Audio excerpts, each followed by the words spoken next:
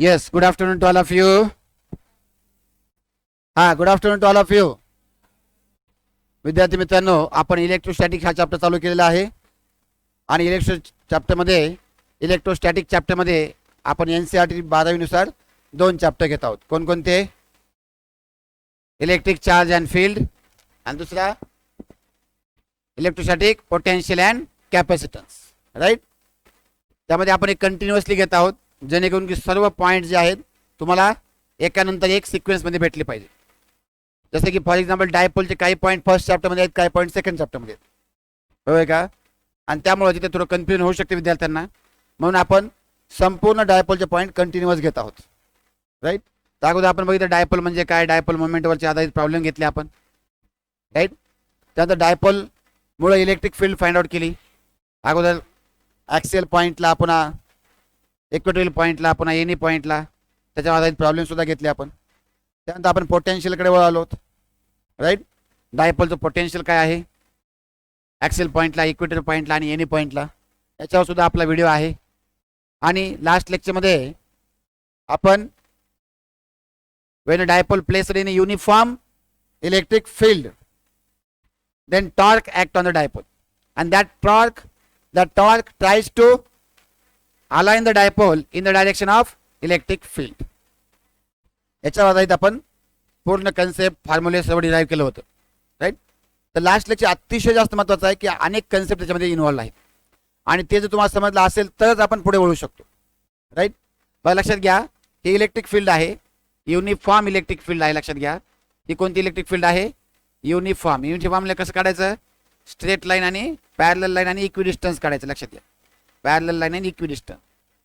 त्यामध्ये आपण डायपोल जे आहे तर डायपोल असा ठेवला होता, समजा प्लस क्यू आहे आणि मायनस क्यू आहे. ओके.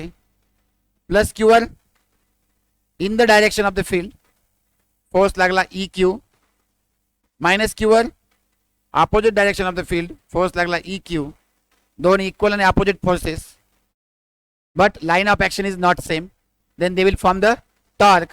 आणि टॉर्कचा फॉर्म्युला घेतला होता आपण one of the force into perpendicular distance between two forces, आणि टॉर्कचा फॉर्म्युला होता आपला टॉ is equal to PE sine theta. आठवतं की तुम्हाला बाळांनो? हे आठवतं की सगळ्यांना?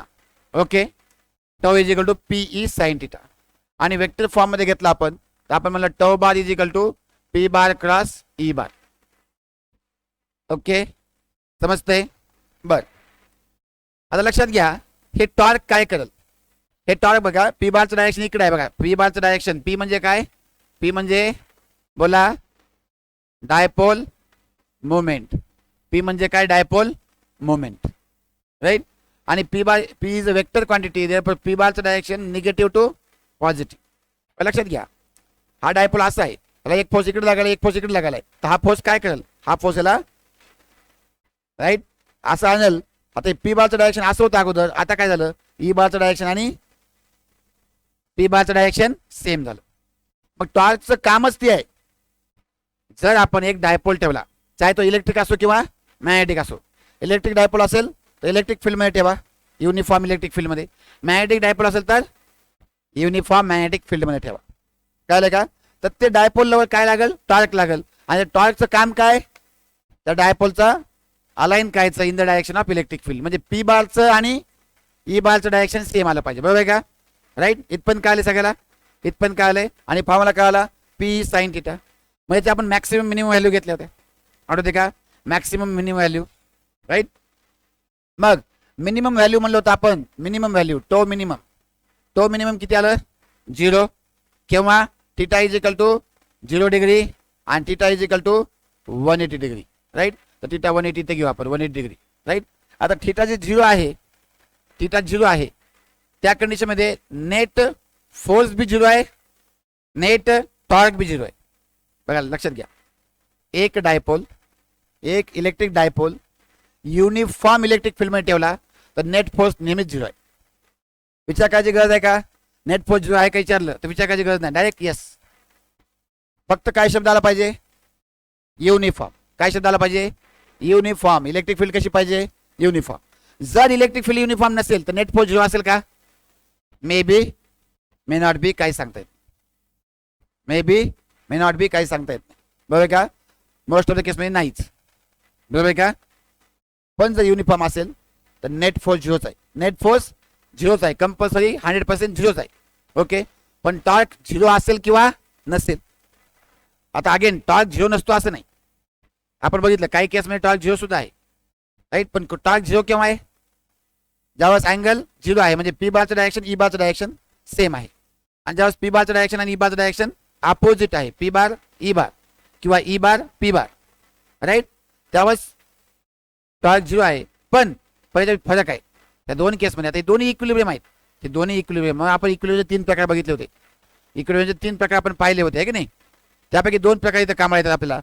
ज्यावेळेस थिटा झिरो असतो, ज्यावेळेस थिटा झिरो असतो कोणाचा? पी बारचा आणि ई बारचा थिटा झिरो असतो, त्या केसमध्ये या डायपोलला जर आपण स्लाइटली डिस्प्लेस केलं, राईट, तर ते परत ओरिजिनल पोझिशन गेन करते, राईट. तो परत असं पूर्ण रोटेट होत नाही, तो वापस ओरिजिनल पोझिशनला येते, राईट. त्यामुळे हे झिरो थिटा असल्यावर याचं इक्विलिब्रियम कोणतं असते? कोणते इक्विलिब्रियम असते? कोणतं असते बोला? Stable equilibrium, right. आणि जर 180 डिग्री असेल, बघा लक्षात घ्या, आता 180 डिग्री आहे, पी बारचं डायरेक्शन आणि ई बारचं डायरेक्शन अपोजिट आहे, किंवा ई बार इकडे आहे, पी बार इकडे आहे. आता स्लाइटली डिस्प्लेस केलं की टॉर्क त्याला लगेच फिरून इकडे आणणार. स्लाइटली डिस्प्लेस केलं म्हणजे काय? हा सध्या इक्विलिब्रियम म्हणजे आहे, पण स्टेबल नाही, अनस्टेबल आहे. अनस्टेबल आहे म्हणजे काय? तर जबरदस्त ठेवलं तिथं. काय तुमच्यासारखं आता तुम्ही इक्विलिब्रियम दिसायलेत मला, पण तुम्हाला सोडा बरं, जा असं मोकळा झाडा, बोंबलत पडता की नाही? बरोबर की नाही? म्हणजे काय आहे? Unstable equilibrium. ते काय? Unstable equilibrium. आणि तुम्ही पिक्चर बघत बसा बरं, किंवा मोबाईलवर एखादी आहे की नाही सिरियल वगैरे जे बी असेल, तुम्ही काय बघता आजकाल, काही बघायला मोबाईलवर, तसं बघू नका, राईट. चला, तर समजा तुम्ही मोबाईलवर काय ते पिक्चर बघत बसायलेत, बरोबर की नाही? Stable equilibrium. तुम्हाला किती डाऊचा, थोडंसं डिस्प्लेस करा, वापस ओरिजिनल पोझिशन, थोडं डिस्प्लेस करा. अरे अभ्यास करे, पुस्तक घेतले न करता पुन्हा अजून मोबाईलच काढता, आहे की नाही? तर हे मोबाईलचं ॲडिक्शन बरं नाही बरं का. आपण व्हिडिओ काय मोबाईलचं ॲडिक्शन बनवण्यासाठी बनवण्यात आलं होतं, राईट. येते रिव्हिजनसाठी बनवायला, कळलं की नाही? आणि असं डिस्ट्रॅक्शन आहे बाहेर, लक्षात घ्या, असं डिस्ट्रॅक्शन आहे, लगेच काय ती ॲड येते, लगेच काय ते असं येते, काय ते सुंदर चेहरा येते, लगेच काय ते येते, आपलं वाटोळ होऊन जाते, कळलं का? ध्यानात घ्या, तिकडे जायचं नाही आपल्याला. ज्या वेळेस 180 डिग्री आहे म्हणजे काय? पी बारचं डायरेक्शन आणि ई बारचं डायरेक्शन अपोजिट आहे, त्यावेळेस त्याला थोडंसं डिस्प्लेस केलं, इक्विलिब्रियम आहे पण पोझिशन डिस्प्लेस केलं की लगेच तो काय करतो? पूर्ण रोटेट स्टेबल इक्विलिब्रियमला येतो. बरोबर आहे का? राईट. मग हे आहे अनस्टेबल इक्विलिब्रियम. अनस्टेबल इक्विलिब्रियम इथपर्यंत तुम्हाला कळालेलं आहे, इथपर्यंत कळालेलं आहे, बरोबर आहे का? याचा पुढचा पार्ट आपण डिस्कस करणार आहोत. इथपर्यंतचा पार्ट आपण लास्ट लेक्चरमध्ये पाहिला होता. ओके, याचा पुढचा पार्ट आपण पाहूया. बाळांनो, एक छोटासा आपण, बरं मला सांगा, एखाद्या बॉडीवर फोर्स लावला तर त्या बॉडीमध्ये काय प्रोड्यूस होते? ती बॉडी रेस्टला होती, इक्विलिब्रियमला होती, त्या बॉडीवर फोर्स लावला तर बॉडीमध्ये काय प्रोड्यूस होते? राईट, ॲक्सेलरेशन म्हणूया आपण. बॉडीवर कोणती फिजिकल क्वांटिटी प्रोड्यूस होती? ॲक्सेलरेशन, बरोबर की नाही? आणि आपण फॉर्म्युला लेतो, force is equal to mass into acceleration. Newton क्या कहता है? मेरे पास माँ है, मेरे पास माँ है, मास इनटू एक्सेलरेशन, बरोबर. सिमिलर क्वांटिटीज तुम्ही रोटेशनल मोशन में लावा. फोर्स ला एनालॉगस कोणती आहे क्वांटिटी? टॉर्क, पक्का. फोर्स ला एनालॉगस टॉर्क है. चला, मास ला एनालॉगस कौन सी क्वांटिटी थी? अगर आपको रोटेशनल मोशन याद नहीं तो याद करना पड़ेगा, राइट. तो मास ला एनालॉगस आहे मोमेंट ऑफ इनर्शिया, राइट. आणि ए ला एनालॉगस काय आहे? अल्फा. अल्फा म्हणजे काय? Angular acceleration. हे लिनियर ॲक्सेलरेशन आहे, अँगुलर ॲक्सेलरेशन अल्फा, राइट. आता तुम्हाला काय करतात? तुम्हाला अल्फा काढायचा प्रश्न विचारतात. तुला काय विचारतात? अल्फा काढा म्हणतात. तुम्ही असं इथं अल्फा कुठून आला? इलेक्ट्रिक सेक्शनमध्ये, मॅग्नेटिक सेक्शनमध्ये, राईट, येते. लक्षात घ्या, इलेक्ट्रॉनिक सेक्शन अवघड का वाटतो? कारण आपला बेस पक्का नसतो. बेस जर पक्का असला तर इलेक्ट्रॉनिक सेक्शन फार सोपं आहे, कळलं का? 2020च्या नीटच्या पेपरमध्ये जो की NT ने काढला होता, इलेक्ट्रॉनिक सेक्शनचे एवढे सोपे प्रॉब्लेम आलते की इमॅजिन सुद्धा तुम्ही करू शकत नाही. कळलं का? नुसते फॉर्म्युले पाठ करायचे, व्हॅल्यू ठेवायचं आणि कळलं का नाही? इझी एकदम. त्यामुळे इलेक्ट्रॉनिक सेक्शनवर आणि सगळ्यात जास्त प्रॉब्लेम इलेक्ट्रॉनिक सेक्शन आलते, हे पण ध्यानात घ्या. सगळ्यात जास्त प्रॉब्लेम इलेक्ट्रॉनिक सेक्शन आलते आणि खूप सोपे प्रॉब्लेम आलते जर तुम्ही ते चांगले कन्सेप्ट क्लिअर करून घेतले आणि तुमचं बेसिक स्ट्रॉंग असेल तर. कळलं का? म्हणजे इलेक्ट्रॉनिक सेक्शन सुद्धा सॉल्व्ह करायला तुम्हाला मेकॅनिक्सची मदत लागते. त्यामुळे कृपया मेकॅनिक्सवर भर द्या आणि मग इलेक्ट्रॉनिक सेक्शन परफेक्ट करा. Revision is the key to success. हे फक्त लिहूनच ठेवा कुठे, right? Sleeping is not the key to success, right? Sleeping is not the key to success, right? चला, तर revision is the key to success. चला, आपल्यातल्या काही देण्याचं बरीच वाक्य आहे ते, sleeping is the key to success. क्योंकि सक्सेस उन्हें लगता है कि सपने देखने से ही सक्सेस मिलती है. सपने देखने से सक्सेस नहीं मिलती है भाई. डॉक्टर एपीजे अब्दुल कलाम क्या कहते हैं? हाँ, सपने उन्हों के पूरे होते हैं जो जाग कर उनके लिए मेहनत करता है कि नहीं? सो के सपने देखने वाले के सपने कभी पूरे नहीं होते, है की नाही? याचा अर्थ झोप पूर्ण महत्वाची नाही असं नाही, झोप पण महत्वाची आहे, पण झोपच महत्वाची नाही. चला, लक्ष द्या. आता लक्ष द्या. आपल्या काय विचारलंय? अँग्युलर ऍक्सेलरेशन काढायचं आहे. आपल्या विचारलंय बाळांनो, ही आहे, काय आहे ही? हा, युनिफॉर्म इलेक्ट्रिक फील्ड आहे. ही काय आहे? युनिफॉर्म इलेक्ट्रिक फील्ड आहे. आणि याच्यामध्ये आपल्याकडे दोन बॉल आहेत, राईट? दोन स्पियर आहेत म्हणा, दोन स्पियर आहेत. या स्पियरचं मास यम आहे, या स्पियरचं मास यम आहे. दोन्ही स्पियरचं मास यमच आहे, दोन्ही स्पियरचं मास यम आहे. आणि या दोन स्पियरला एकदम लाईट किंवा काय म्हणतो आपण मासलेस रॉडनं जोडलेला आहे. लाईट मासलेस रॉडनं जोडलेला आहे. ओके, याच्यावर चार्ज दिला प्लस क्यू, याच्यावर चार्ज दिला मायनस क्यू. लक्ष द्या, समजून घ्या, लक्षात घ्या. एक गोष्ट ध्यान घ्या बाळांनो.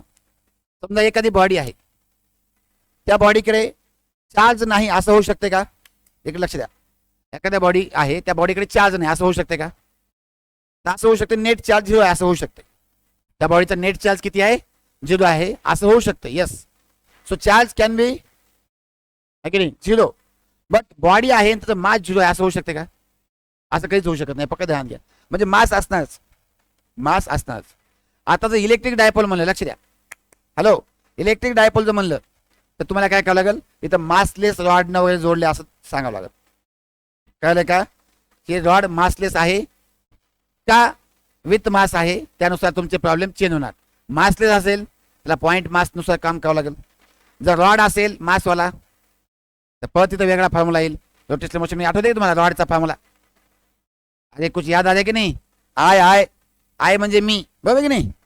अरे मी नाही रे, मोमेंट ऑफ इनर्शिया, बरोबर की नाही? मोमेंट ऑफ इनर्शिया रॉडचा वेगळा होता, आहे की नाही? पॉईंट मासचा वेगळा होता, आठवते की नाही?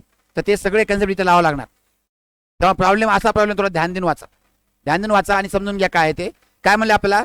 युनिफॉर्म इलेक्ट्रिक फील्ड ई बार आहे. त्या युनिफॉर्म इलेक्ट्रिक फील्ड मध्ये दोन स्पियर आहेत सेम मासचे, त्याला एका लाईट वेटलेस रॉडने जोडलेला आहे आणि एकावर चार्ज दिला प्लस क्यू, एकावर चार्ज दिला मायनस क्यू. एवढं सांगितलं. याचा अर्थ असाच आहे की एक डायपोल ठेवलेला आहे, संपला काय? युनिफॉर्म इलेक्ट्रिक फील्ड मध्ये एक डायपोल ठेवलेला आहे, राईट? आणि तो इनिशियली ऍट इक्विलिब्रियम होता. इनिशियली तो इक्विलिब्रियम पोझिशनला होता. ओके, आणि त्याला 60 डिग्रीनं त्याच्या ओरिजिनल पोझिशन पासून आहे की नाही रोटेट केलं. 60 डिग्री अँगलने रोटेट केलं आणि त्याला ज्यावेळेस सोडलं, जस्ट रिलीज केलं, त्यावेळेस त्याचं अँग्युलर ऍक्सेलरेशन किती असेल काढा. त्यावेळेस त्याचं अँग्युलर ऍक्सेलरेशन 60 30 घ्या, तुम्हाला सोपं जाते कॅल्क्युलेशन, राईट? तुम्हाला कळालं असेल का ते, आहे की नाही? 60 ऐवजी 30 घ्या. 30 डिग्री अँगल याला रोटेट केलं आणि बघा ही युनिफॉर्म इलेक्ट्रिक फील्ड आहे, त्याला रोटेट केलं याच्यावर टॉर्क लागालाय.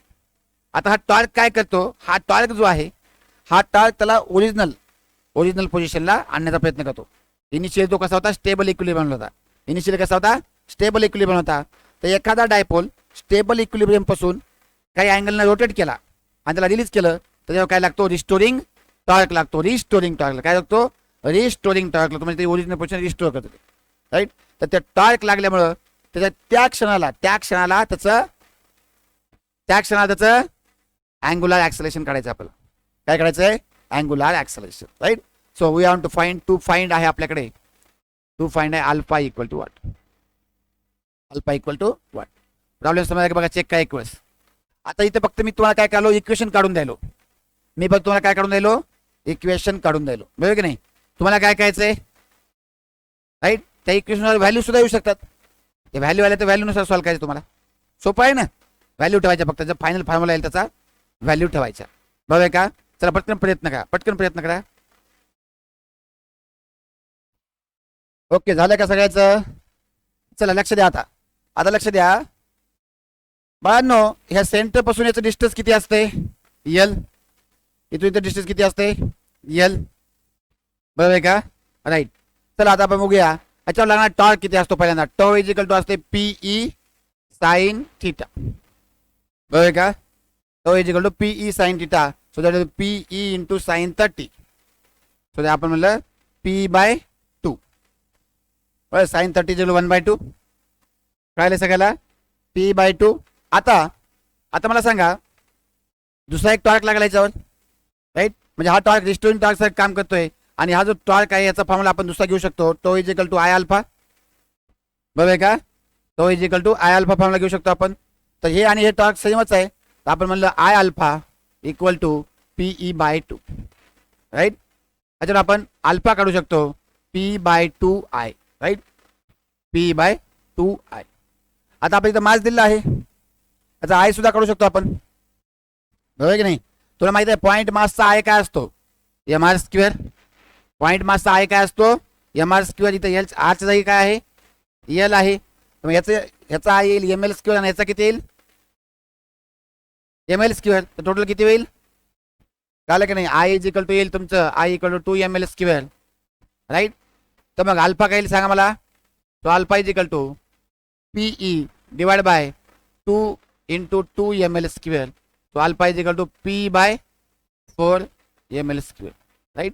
तर बरेच जण इथपर्यंत आलेले आहेत, बरेच जण इथपर्यंत आलेले आहेत, राईट. वाटतं काही जण इथपर्यंत आलेत का. 6 कसं आलं, 6 1/, हा नाही, हे 1/12 ml² घ्यायची गरज नाही, तर कारण हे रॉड नाही, हे रॉड नाही. जर तुम्हाला असं आलं की एक रॉड आहे, एक रॉड आहे, त्याच्या ह्या एंडला फक्त या एंडला पॉझिटिव्ह चार्ज दिलाय आणि या एंडला निगेटिव्ह चार्ज दिलाय. जर मेटॅलिक रॉड असेल तर असं होणार नाही. आणि मेटॅलिक रॉडवर जर चार्ज दिला तर काय होईल, युनिफॉर्मली स्प्रेड होईल, त्याच्यावर डिस्ट्रीब्यूट होईल, बरोबर आहे का. पण जर तुम्ही म्हणलं की या रॉडच्या एका एंडला फक्त पॉझिटिव्ह इथं निगेटिव्ह दिलाय, तर त्यावेळेस तुम्ही ml² सुद्धा वापरू शकता. त्या 1/12 ml², 1/12 ml² हा सुद्धा आयचा फॉर्म्युला तुम्ही वापरू शकता. लक्षात आलं की नाही. पण काय दिलंय त्यानुसार त्याचा तुम्हाला फॉर्म्युला काढावा लागेल. हे कळलं का सगळ्याला, येस. लक्षात आलं का. तर अल्फा. आणि आता मला सांगा, त्याने म्हणलं की ज्यावेळेस जस्ट रिलीज करताल त्यावेळेस हे जर आपण अँगल 60 असला असता तर किती आलं असतं, अँगल जर 60 असला असता तर इथे काय आलं असतं, √3/2 आलं असतं, बरोबर की नाही. लक्ष द्या, लक्ष द्या. अँगल जर 60 असला तर बघा इथंच चेंज करू आपण 60, राईट. तर √3/2, √3/2, राईट. म्हणजे टॉर्कची व्हॅल्यू वाढवली की नाही, राईट. तर टॉर्कची व्हॅल्यू वाढवली म्हणजे टॉर्कची व्हॅल्यू कॉन्स्टंट आहे का, नाही. अल्फाची व्हॅल्यू कॉन्स्टंट असेल का, मग नाही, अल्फाची व्हॅल्यू कॉन्स्टंट नाही. बघा लक्षात घ्या, 0ला टॉर्क किती आहे, अँगल 0 असल्यावर टॉर्क किती आहे, 0. मग अल्फा सुद्धा किती असेल, 0. म्हणजे मेन पोझिशनला ज्याप्रमाणे रिस्टोरिंग फोर्स 0 असतो, आहे की नाही. बघा लक्षात घ्या, आपण काय म्हणतो, आहे की नाही, force is directly proportional to displacement and force is in the opposite direction to displacement, म्हणजे मायनस डिस्प्लेसमेंट.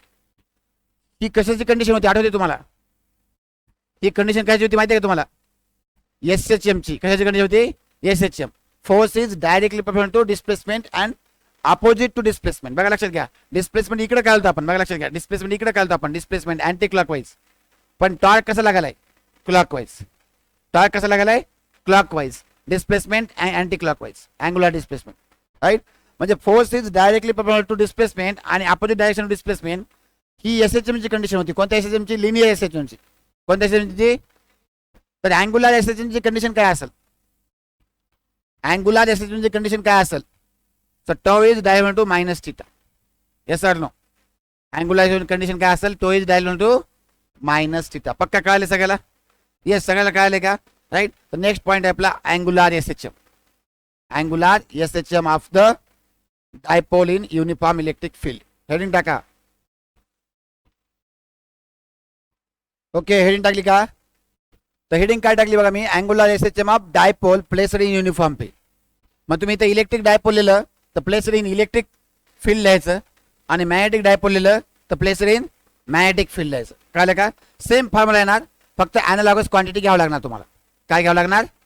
ॲनालॉगस क्वांटिटीज घ्यावं लागणार. कसं घ्यावं लागणार मॅग्नेटिकसाठी ते इथे सांगतो लगेच तुम्हाला. बरोबर आहे का?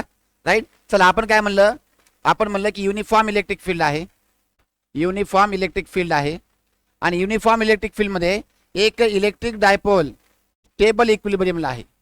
म्हणजे इलेक्ट्रिक फील्डच्या डायरेक्शनला प्लस क्यू आहे, आणि इलेक्ट्रिक फील्डच्या अपोजिट डायरेक्शनला मायनस क्यू आहे.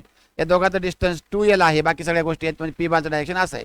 पी बार डायरेक्शन आणि ई बार डायरेक्शन सेम आहे. ओके, कळले का? एका युनिफॉर्म इलेक्ट्रिक फील्डमध्ये इलेक्ट्रिक डायपोल ठेवला आपण, right.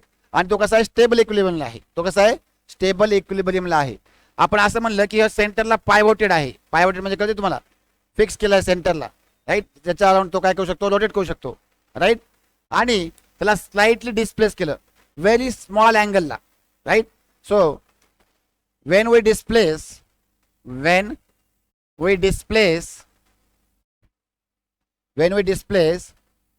and dipole from its stable equilibrium position,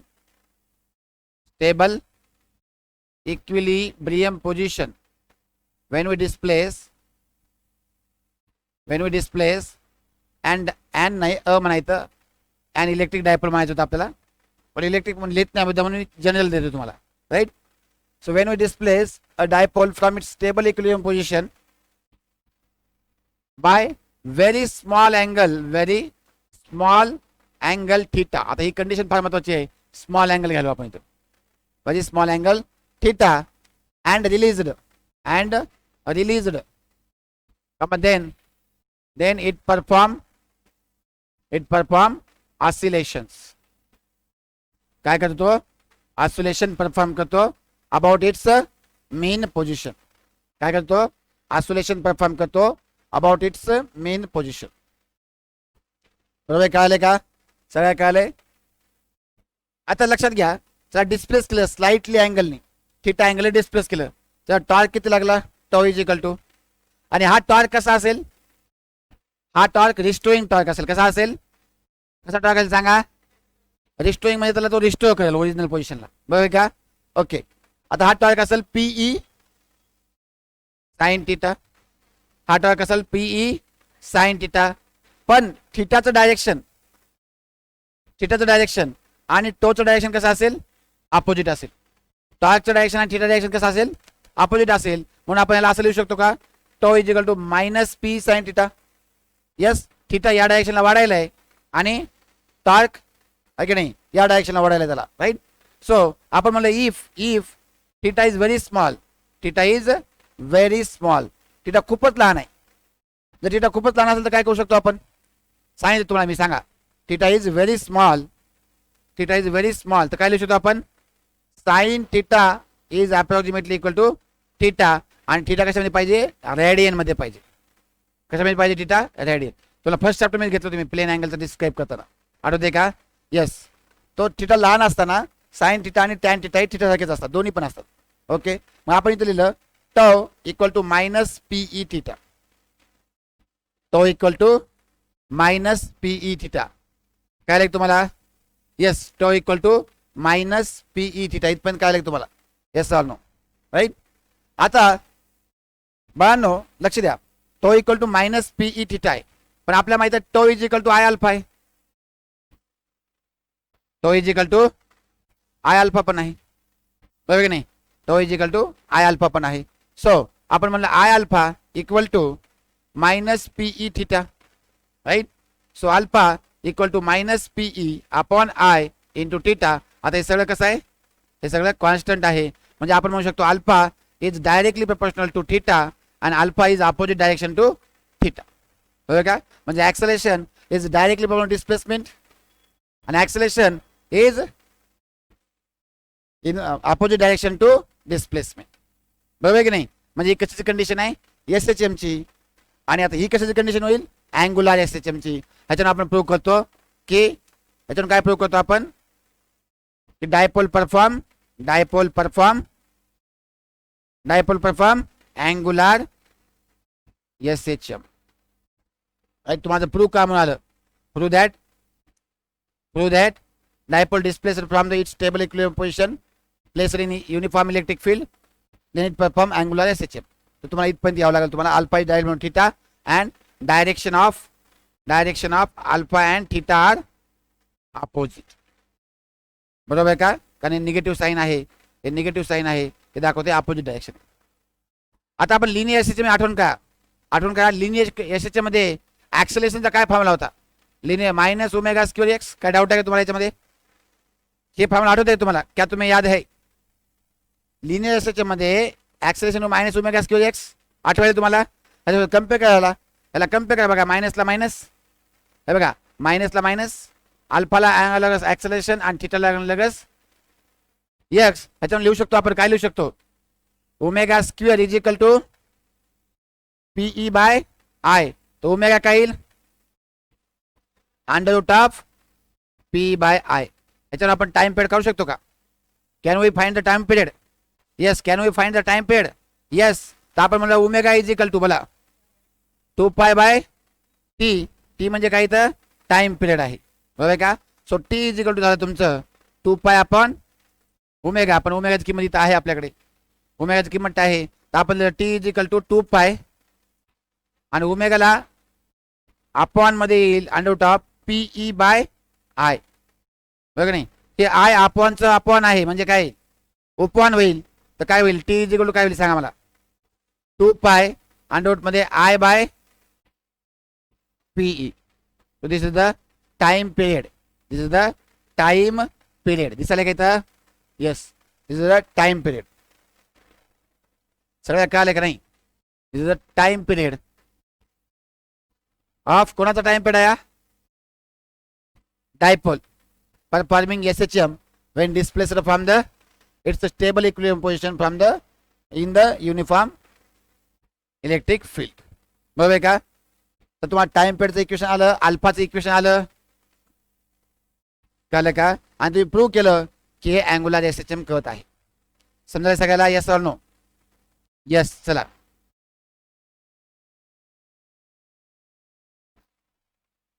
okay बाळांनो, झालं का लिहून.